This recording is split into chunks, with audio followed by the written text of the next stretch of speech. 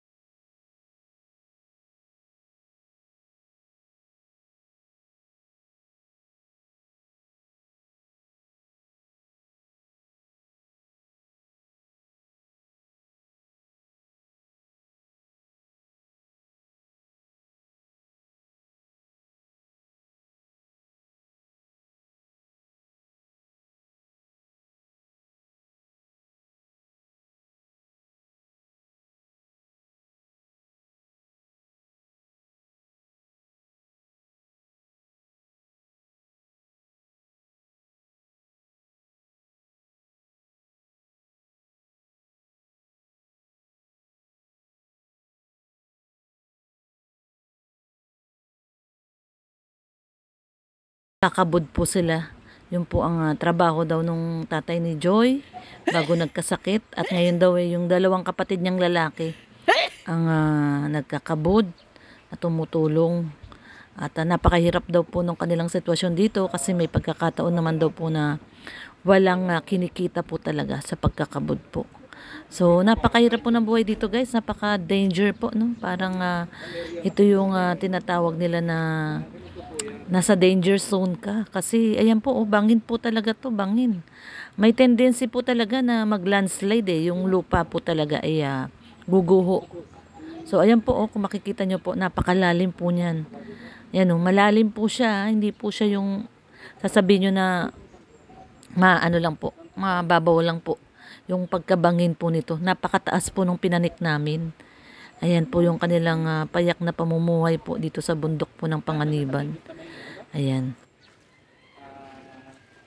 Yung kampo dyan. Ayan guys, tara po at pumalik tayo doon sa kanilang munting kubo at magpahinga po tayo ng konti. At napakahirap po ng ginawa po namin pagpanik po talaga. So ayun, nandun po si Katropang Red. Tara po, samahan nyo po kami at tayo po ay magkwentuhan po dito.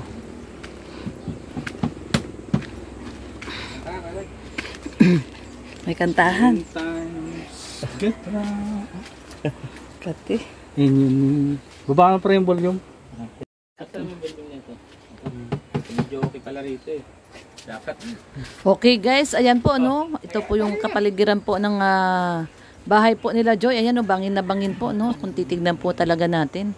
Medyo maganda po yung kapaligiran pag nakita nyo po siya no. Kasi talagang bundok.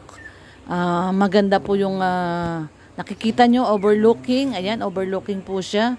At masariwang hangin.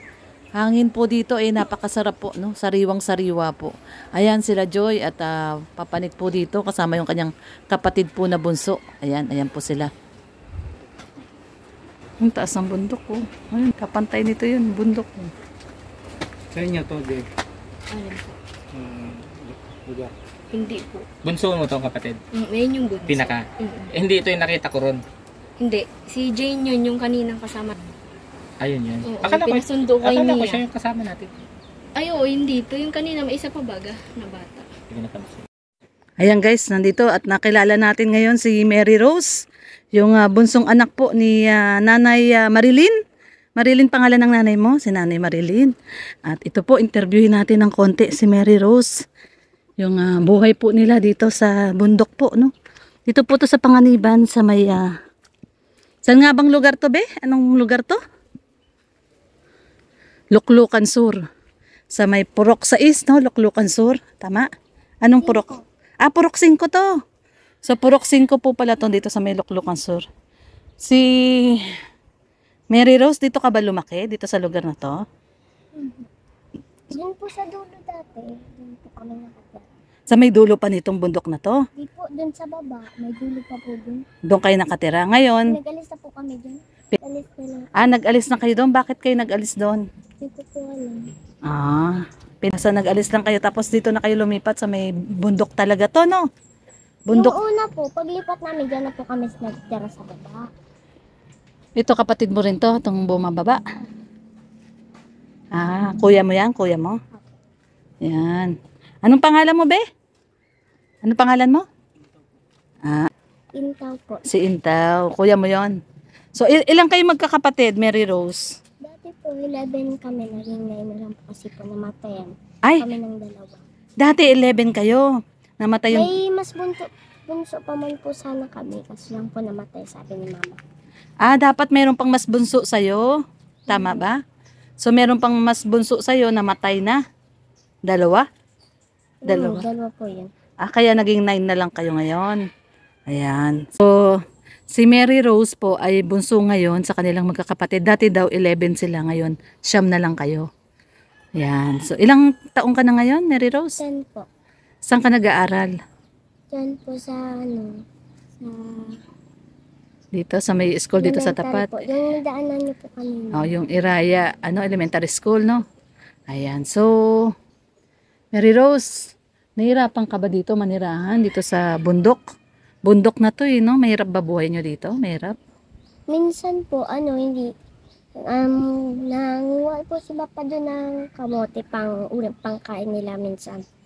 Nung nasa diet kami. Tapos po, pag nung kami nandito, yun pa rin po kinukuha nila. Minsan lang po sila magkabigas.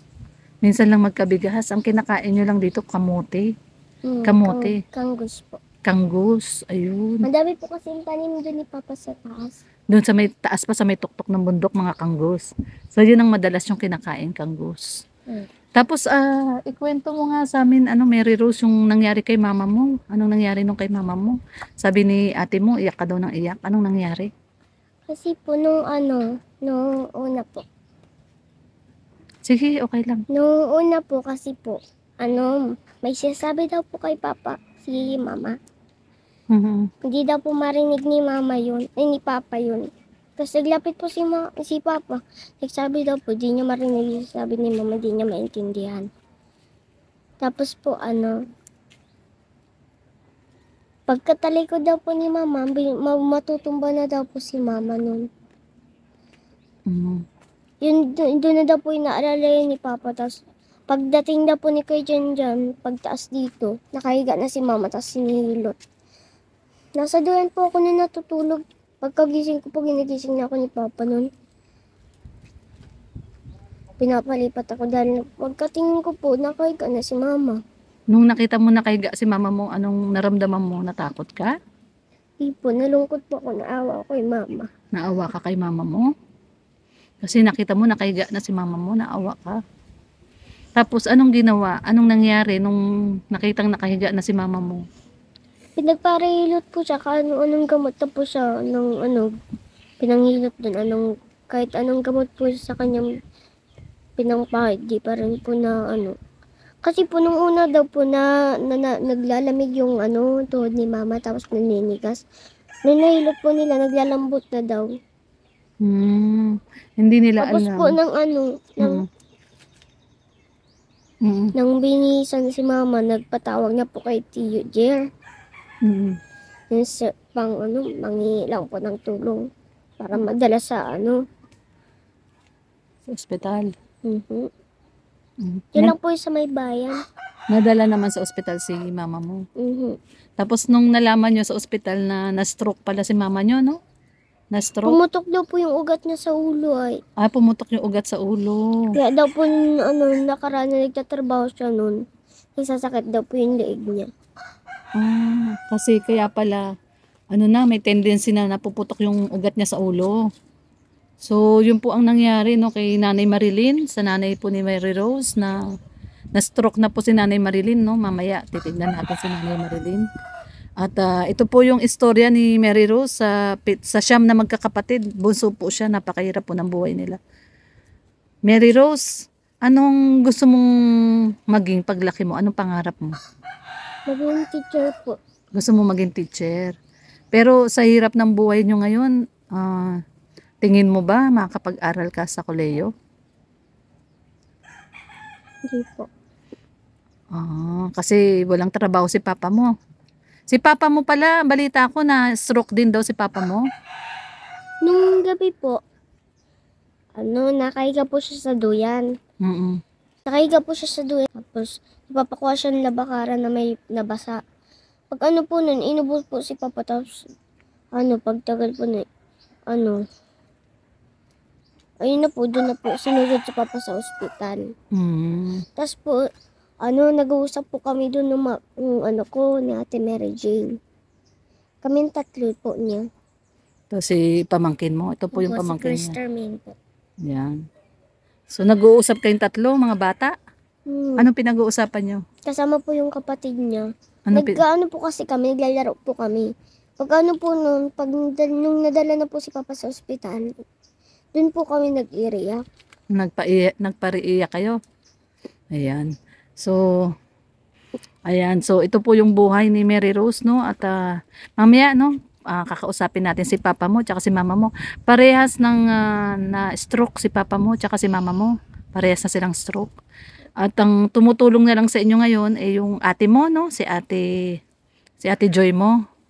So ngayon guys, napaunlakan po tayo ni Mary Joy na ma-interview at ito po ay may pahintulot ni tatay niya at ni nanay niya, si Nanay Marilyn at saka si Tatay Wenceslao, no?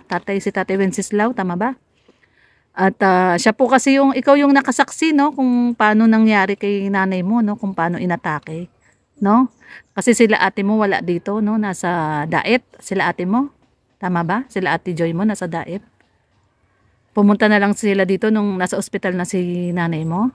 Di po, nandun lang po sila sa ospital po dun sa Daet. Sa Daet dinala. Sa Daet dinala si nanay mo. Sa provincial, oo. Ayan. So, ito po, no, sabi ni ate niya, si Mary Joy daw po ang nakakaalam kung paano naatake si nanay mo at si tatay mo. Anong tawag mo ba kay nanay? Nanay, tatay o papa, mama? Papa po. Papa. Tapos mama. Papa at saka mama. Si papa niya at saka si mama niya. Halos sabay sila inatake pagkatapos ni mama mo, si papa mo naman. Nauna po yun si papa. Nauna si papa mo. So, nauna si papa mo inatake tapos si mama mo. Ayun. Yung Sabado po ng June ba yun? Oo. Parang June po yun eh. June. Doon inatake si mama mo. Ayan. So, yung birthday po nung kuya ko nung nagdaan dito kanina. Ayun, dumaan kanina dito, lalaki. So, doon pala yung inatake si mama mo. So, ito guys, ang buhay po nila Mary Rose, napakahirap po, 11 po silang magkakapatid at namatay na daw yung 2 nilang kapatid, kaya 9 na lang sila. Dalawang lalaki po yun namatay. 2 lalaki yung namatay. Ito po ni mama. Ayan. So ngayon guys, ito nandito sila sa bundok. No? Ito po yung pinanik natin na bundok na napakahirap panikin dahil napakataas. Hindi ka ba nahihirapan pumanik dito? Mary Rose, sa araw-araw na pagpanik mo, hindi ka hinihingal? Di naman po kasi po dyan lang po kasi madali dumadaan. May madali ba yung daanan? May mahirap na daanan, may madaling daanan? Dyan po. Itong dinaanan natin kanina, madali itong daanan o mahirap? Mahirap yon. Madali lang po yung dito, tapos dun po mahirap. Doon yung mahirap. Masakit tuhod. Sasakit yung tuhod mo dahil sobrang taas, no? So, ikaw, anong pangalan mo? Sister po. Ha? Sister. Crystal? Sister po. Krister. Ilan taong ka na, Pwede Krister? pong tawagin yung main. Main. Kamukha ni Main Mendoza. Ilan taong ka na, Main? 6. 6. Ayan. Tapos, bali, pamangkin mo siya, no? 'Di ba? Anak siya ni kuya mo.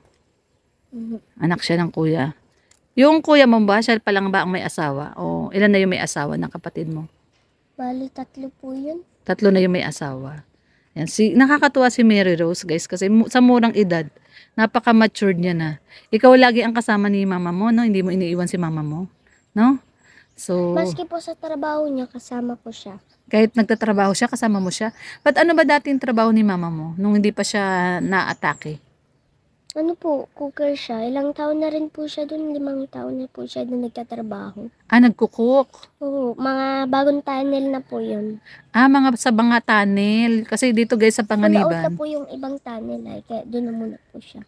Okay. So explain lang natin yung sinasabi ni Mary Rose. Ito po kasi actually guys, ito yung mga nagkakabod. Ito yung nagkakabod tawag dito, di ba? No, be? Yung nagkukuha sila ng ginto, mga bundok, binubutas, tapos nagkakabod. Ito po ang primary resources po dito sa Panganiban. No? Karamihan po ng mga negosyante dito, mga tao, naghuhukay po sila ng ginto, gumagawa ng tunnel, no? Tapos nakuha ng ginto. Maraming ginto dito? Hindi po. Kunti lang po. Minsan, maliit lang po yung nakukuha nila papa. So, maliit lang yung nakukuha ng ginto. Hindi na katulad dati, marami, no? Ngayon, konti na lang. So, si mama mo, ang trabaho ay nagluluto sa mga nagkakabod. Tama ba? Nagkukok siya. Cooker daw, cook. Nagluluto ng ginto? Hindi po. Ng pinapatawa. Pagkain po. Pinapatawa lang kita, kasi naiyak ka na eh. Pinapatawa lang natin si Mary Rose. Kala ko nagluluto ng ginto. Hindi ba ginto niluluto ni mama? Hindi po. Pagkain para sa mga trabahador. Ayan. So, 5 taon nagtrabaho si mama mo doon? Sa gawaan ng ginto? Pabago-bagong tunnel po yun. Kasi So paiba-ibang tunnel yung pinupuntahan niya. Yun. nililipat po siya dun. Lumilipat siya sa mga ibang tunnel. So ibig sabihin pala, Mary Rose, si mama mo masarap magluto. Sarap magluto si mama? Ayun, natawa si Mary Rose. Masarap daw magluto si mama niya kasi tagaluto pala. Ayan guys, at ito po yung buhay ni Mary Rose. Napakabait po na bata, no? Siya yung napili ko na interviewin kasi siya yung nakakaalam ng kwento nung mama niya na nung inatake. So syempre ito kasama natin si Ate Joy niya. Ayan, shout out Joy. Hello po. Ayan, against the light tayo. Ayan yung ate niya. Yan yung kanyang panganay na kapatid. Kaya lang against the light. Ito po yung payak na pamumuhay nila, Joy, no? Nakita nyo naman guys yung mga kubo nilang bahay nila. Kikita naman din natin yung andar nila na talaga namang. Itong kubo na to, pahingahan ni papa mo? Labahan po. Dito kayo naglalaba. Pero ito po yung parang ito yung radmilan na yung gilingan po ng bato. Ito po.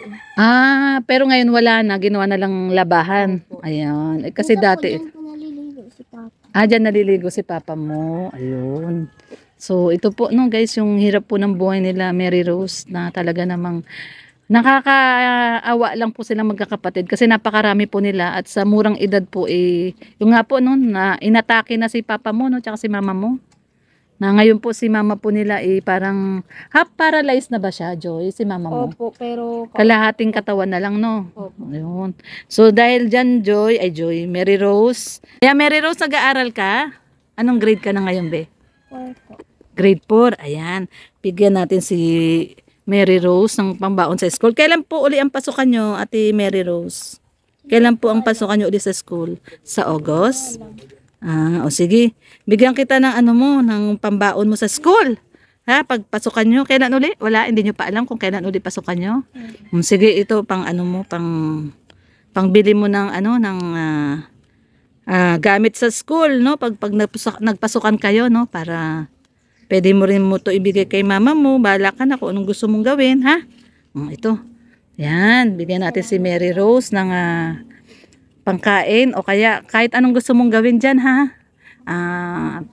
Allowance mo, no? Kung gusto mo bigay kay mama mo, pwede rin. Ikaw na bahala, ha? So, ayan, magbabay na tayo sa mga viewers natin. Babay ka na sa kanila.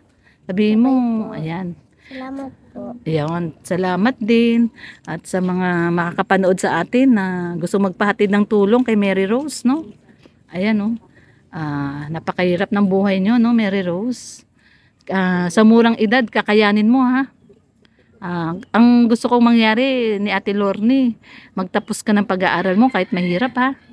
Yung pangarap mo maging teacher, kayanin mo, ha? Kakayanin mo? Kaya? Kaya? Yun. Talagang teacher ang gusto mo. Ayan. So, nakaalalay sa'yo si Ate Lorny tsaka si Kuya Red, ha? Yun. Napasmile natin si Mary Rose. So, yan guys, magbababay na po tayo. At syempre, no, pasalamat muna tayo sa ating scouter. Yung ating scouter na si Daddy Donut. Ayun, no, si Daddy Donut. Kaway naman dyan, Daddy Donut. Ayun, no. Siya po ang naka-scout dito kila Ate Joy, kila Mary Rose. At ito nga po, pinahirapan tayo ni Daddy Donut kasi sa bundok po talaga. Bundok na bundok po talaga, no? Hirap na hirap tayo. Kinakapos tayo sa hangin. Tumawid pa ng ilog. Tumawid ng ilog, tapos bundok. Ay, grabe. So, ito po ang kanilang buhay sa mga naantig po sa ating istorya. Pwede po tayong magbigay ng konting tulong sa pamilya po nila Mary Rose. At syempre kay Mary Rose na rin kasi pangarap niya talagang maging teacher. Ha, Mary Rose, no? Tuloy mo, ha? Pagbuti mo pag-aaral mo, ha? Yun. Yan. Okay, guys. So, ito pong muli ang inyong abang lingkod, Lorny TV. Naka-against the light tayo.